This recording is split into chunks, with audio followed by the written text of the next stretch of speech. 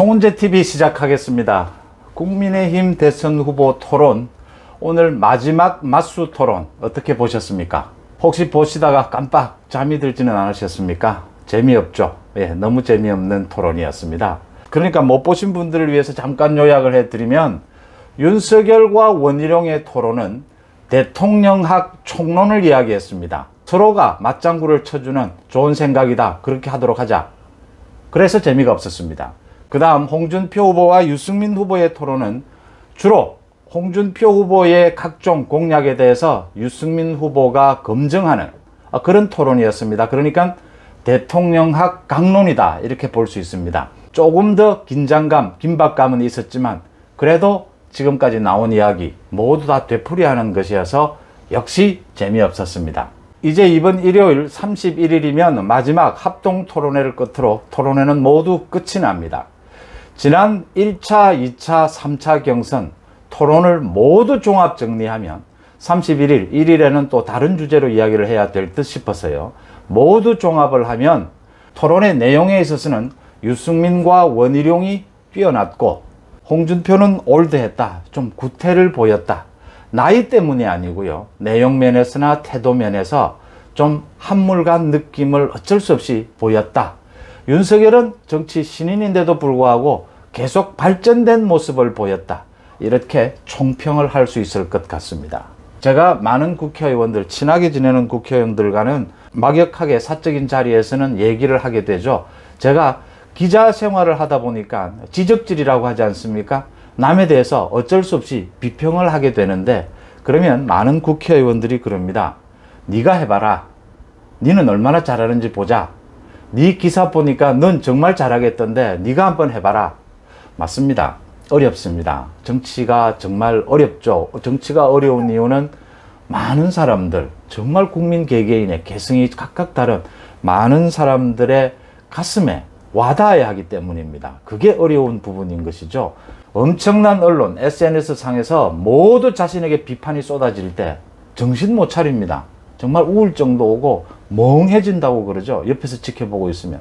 그럴 때도 시간을 놓치지 않고 결단을 내려야 하고 국민에 대한 메시지를 낸다는 것, 이런 게 굉장히 힘든 것이고, 남 앞에서 얘기를 하고 토론회를 하는 것, 그게 지금 토론에 이기기 위한 게 아니지 않습니까?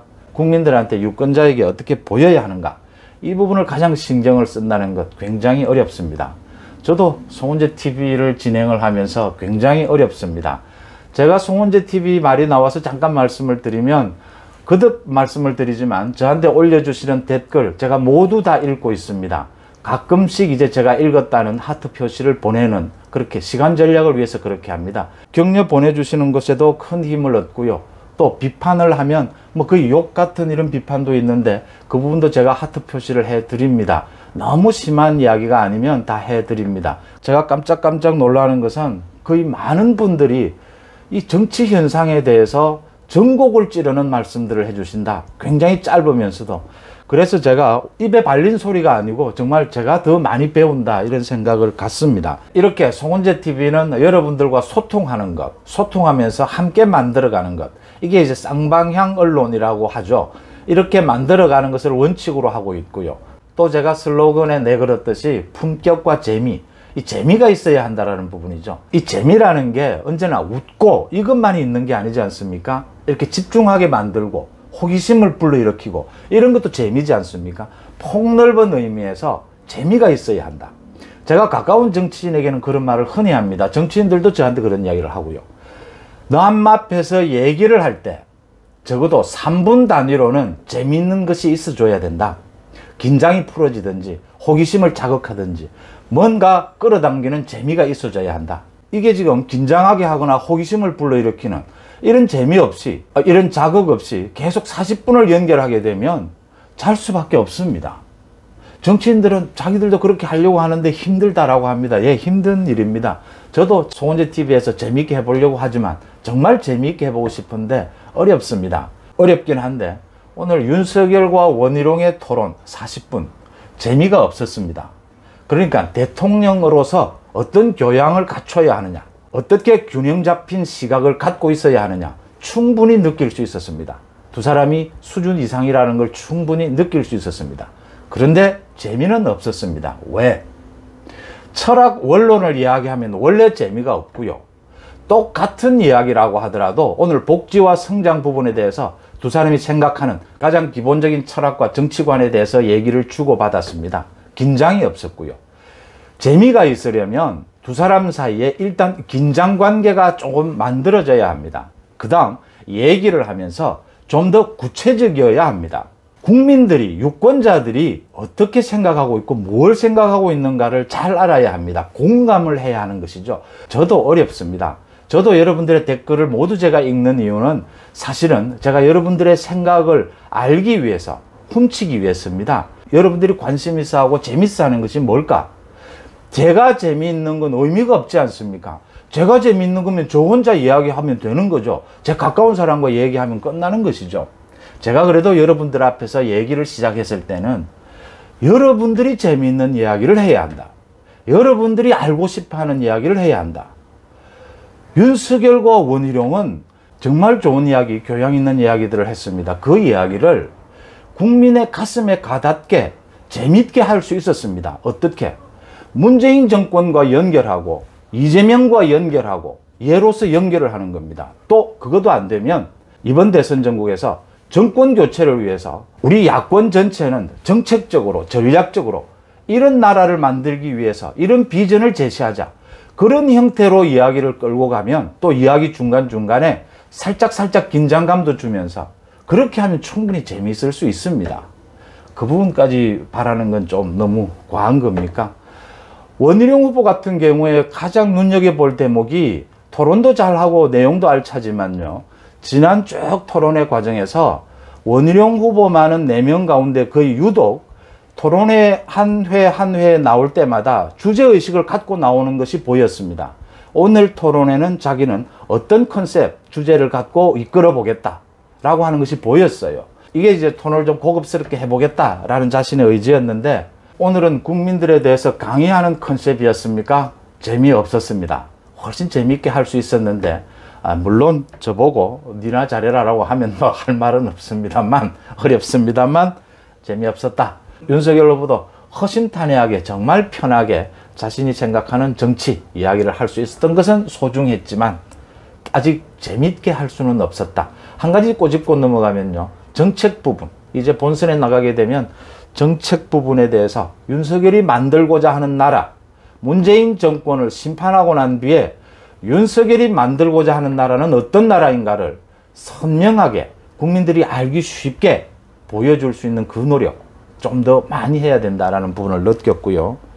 홍준표 후보와 유승민 후보가 홍준표 후보의 많은 공약들, 그러니까 모병제라든지 정시로만 모두 대입시 하겠다라고 하든지 이런 모든 부분이 좀 포퓰리즘 아니냐.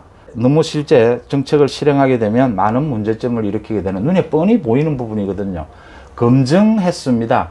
정책 이야기를 했으니까 그래도 조금은 긴장도 있었고 서로 비판도 하게 되고 답변하는 과정에서 그래서 조금은 더 관심을 끌긴 했지만 그래도 그동안 많이 되풀이된 것이었고 재미는 없었다. 한 가지 유승민 후보는 정말 국정정책에 대해서 폭넓게 알고 있다. 많이 알고 있다라고 하는 부분은 인정해야 되겠고요. 유승민 후보가 따지자 홍준표 후보는 끝내 대통령 되면 자신의 공약을 모두 재점검하겠다. 유일하게 이 두 분 토론 가운데 제가 유일하게 웃었던 대목입니다. 대통령 후보가 대통령 공약을 내면서 자꾸 따지니까 대통령 되고 나면 다 점검하겠다. 새로 다 고치거나 하겠다라고 얘기를 해서 웃었습니다. 그러니까 입시 부분에 있어서도 홍준표 후보가 그런 말을 했죠. 과거로 돌아가자. 옛날 자신이 클 때, 박정희 시절입니다. 박정희 대통령 시절에 그때는 정말 간명하지 않았느냐, 입시가. 서민의 자식들도 얼마든지 기회가 열려있지 않았느냐. 네, 그런 이야기 술자리에서 많이 하죠. 그렇지만 우리나라의 사회 현실이 그때에 비해서 어마어마하게 수십 배, 수백 배 복잡해지고 다양해졌습니다.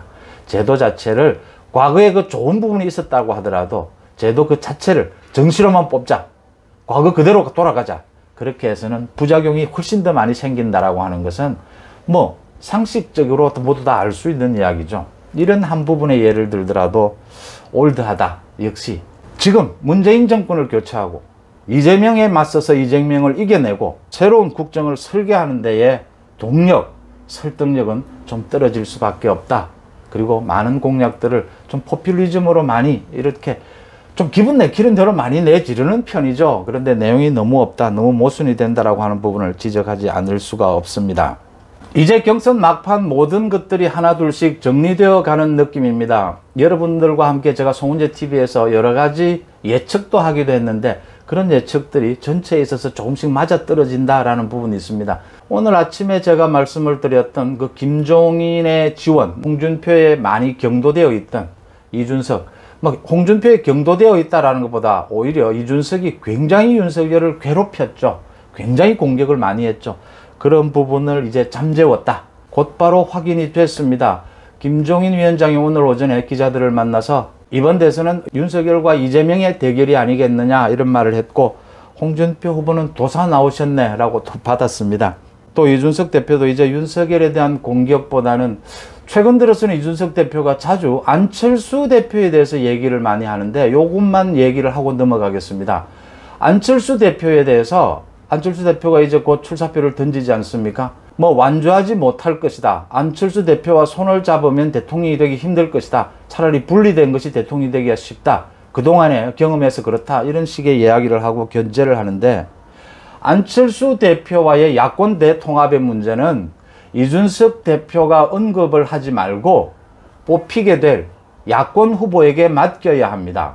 지금 국민의힘 후보가 감당해야 될 몫이다.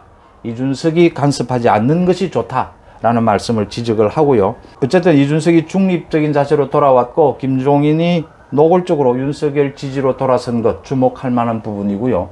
또 하나 홍준표와 유승민이 최종 후보 단일화를 할 것이 아닌가. 물론 정치에서 가능성 마지막까지 다 될 수는 없지만 거의 물 건너간 분위기다. 오늘 토론회에서도 나왔죠. 홍준표 후보가 유승민에 대해서 경제부총리가 어떻느냐고 하니까 유승민이 홍준표에 대해서 법무부 장관이 어떻느냐 이랬습니다.